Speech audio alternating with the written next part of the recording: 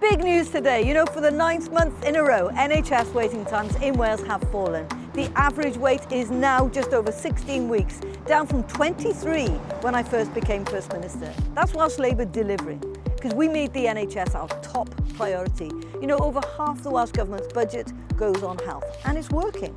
Neath Port Talbot Hospital is one of the dedicated regional surgical hubs that we've developed. £21 million investment by Welsh Labour, and that's delivered new state-of-the-art operating theatres, creating capacity for 3,000 more operations each year, helping to reduce waiting times further.